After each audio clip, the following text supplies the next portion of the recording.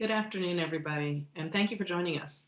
I'm excited to welcome all of you to the 2020 Science and Technology Policy Forum at the American Association for the Advancement of Science, AAAS. We're delighted this year to bring together a diverse group of speakers, participants, attendees, including scientists, policymakers, university leaders, educators, students, and many others. My name is Maureen Kearney. I'm the Chief Program Officer at AAAS, and one of the most rewarding tasks I undertake is to work with the AAAS Committee on Science, Engineering, and Public Policy to organize and convene this Science Policy Forum each year. So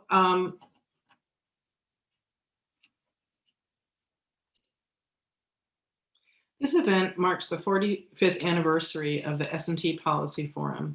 It began in 1976 under another name, when AAAS first convened the Colloquium on R&D Policy. It was renamed in 2001 as the AAAS Science and Technology Policy Forum. And so it began at a time of growing awareness of the value of science policy activities, as well as the burgeoning field of the study of science policy as a discipline. And the forum has been growing and diversifying its scope ever since. This year, for obvious reasons, we've significantly modified our approach to the forum, going virtual for the first time. And for this year's forum, we've chosen to focus on two main themes based on events that have truly challenged and shaken all of us during 2020. The COVID-19 global pandemic and the devastating racial injustice and violence that have once again been brought into sharp relief this year. The pandemic has demanded so much from the scientific community, unlike what we've seen, and at the same time, it has deeply disrupted the science system, including universities, research labs, industry, the education system, you name it. Throughout all of that, it has also exposed the strengths and weaknesses of our science and innovation system, as well as inequity in access to it. But it also provides us an opportunity if we can rise to the challenge. The events that we have seen during 2020 with police violence, racial injustice, and ongoing worldwide demonstrations in response have highlighted how stubbornly persistent and widespread racism is. And when science holds up a mirror to itself as a part of that society, we see that progress has been too slow on this front in science as well. But we hope that we can discuss here whether this can be a tipping point and an opportunity for real systemic change. And further, whether science can take a leading role in that change. And these topics resonate deeply with the mission and goals of AAAS. The mission of AAAS is to advance science and serve society. So our goals include strengthening support for the science and technology enterprise, strengthening and diversifying the S&T workforce, providing a voice for science on societal issues, promoting the responsible use of science in policy, enhancing communication among scientists, engineers, and the public, promoting and defending the integrity of science and its application, fostering education in science and technology for everyone, increasing public engagement with science, and advancing international cooperation in science. And so essentially, we work within the spheres of science, society, and policy. As some examples, to promote the health of the scientific enterprise, we curate and publish scientific news, commentary, and cutting-edge research. We speak out to urge support for research. We provide R&D funding analyses. We provide programming in STEM, diversity, equity, and inclusion, and STEM education and other areas. And we also work in many ways that are important to connecting science and society. For example, we work with policymakers so that scientific evidence can inform policy. We are a resource for journalists, the judiciary, and others when quick turnaround scientific information is necessary. We run programs fostering public engagement with science and connecting science with religious communities and other communities. And in science policy, we run a long-standing program that offers Science and Technology Policy Fellowship for scientists to bring their expertise to serve in governmental organizations and simultaneously for them to learn about policymaking. We offer annual science policy leadership training and numerous other ways of connecting science with a number of societal influencers. And critically, AAAS works on building connections between these spheres at the intersections of science, society, and policy. And this forum is one good example of that. because we know that the ideal is that all of this works as a whole, would work as a holistic system, moving together towards common goals, better progress in addressing societal and technological problems. We know that science shapes society and that society shapes science. We hope that science shapes policy, and obviously policy shapes both science and society. So there's an inherent interdependence here, and there are feedback dynamics as there are with any complex system. These system dynamics include challenging things such as shared senses of responsibility. And beyond responsibility, there are important value systems. And perhaps there are shared aspirations and opportunities for us. And in all honesty, there are also obstacles that we must overcome to move the system forward. And so these are some of the threads in the fabric that underlie the more concrete topics we're going to discuss over the next 2 afternoons. And lastly, there's so much history of science that we could discuss that is relevant to our topics, but I would be remiss if I did not at least highlight this historical landmark, because the year 2020 marks yet another anniversary. In Science, the Endless Frontier, the pivotal science policy report released 75 years ago, Vannevar Bush laid out a vision for the post-World War II scientific enterprise in the United States.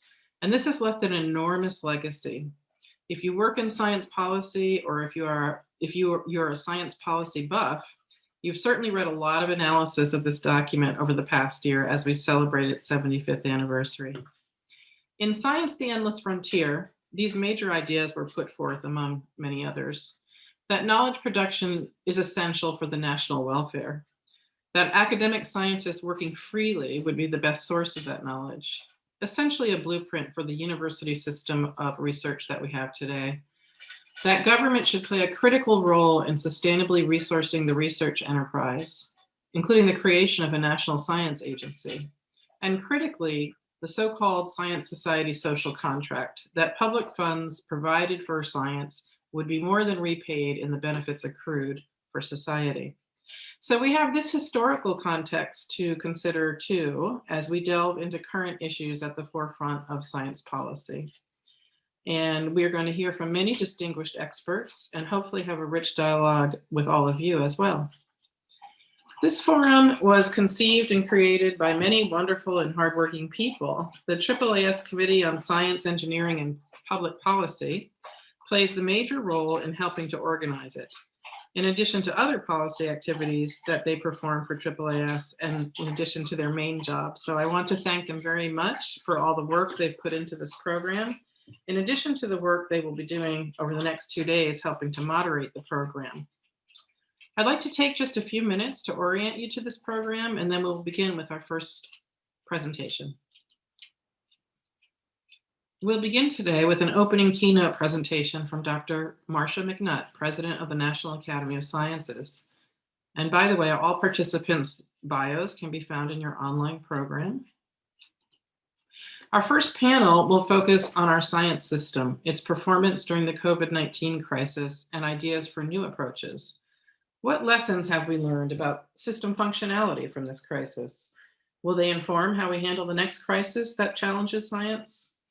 The next panel will dive deeply and specifically into the current status of the COVID vaccine research and innovation. How have researchers and institutions and facilitators of science worked differently to address the pandemic at such amazing speeds and urgency, and with what new types of collaborations? What obstacles have they faced? What health equity issues have been revealed? Following a break, we will return for a panel that will examine the impact of the pandemic on our scientific workforce, research institutions, and students. And at the end of today, we're very excited to hear a special presentation from this year's William D. Carey Award winner, Dr. Shirley Tillman. More on the Carey Award in your online program. To start us off tomorrow, Dr. Sudip Parikh will speak about earning trust in science so that science is better positioned to confront the challenges of our time with full support. At 1 o'clock tomorrow, we will hear from a panel of experts on systemic racism in science. How has racism in science affected the aspirational goal that we have of science by all and for all? And the next panel will focus on the consequences of systemic racism in science, consequences for scientific progress, for public trust in science, and for policy outcomes. Finally, each year at the forum, we include the Gil Omen Grand Challenges address, and we're very fortunate this year to have Dr. Freeman Hrabowski present this address. Throughout the forum, you'll have the chance for Q&A with our presenters and panelists via moderated online chat. And lastly, some logistics.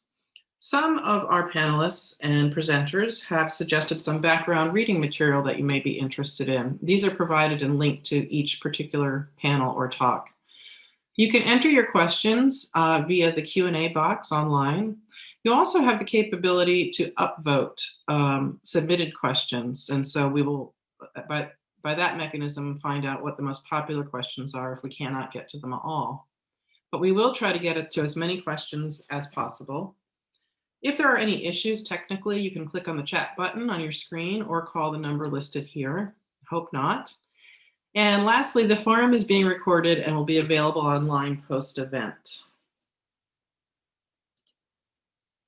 So again, thanks so much for joining us. We at AAAS really look forward to continuing to engage with you beyond this forum, to amplifying your voices and to supporting your work. We will begin in just a minute. Thank you.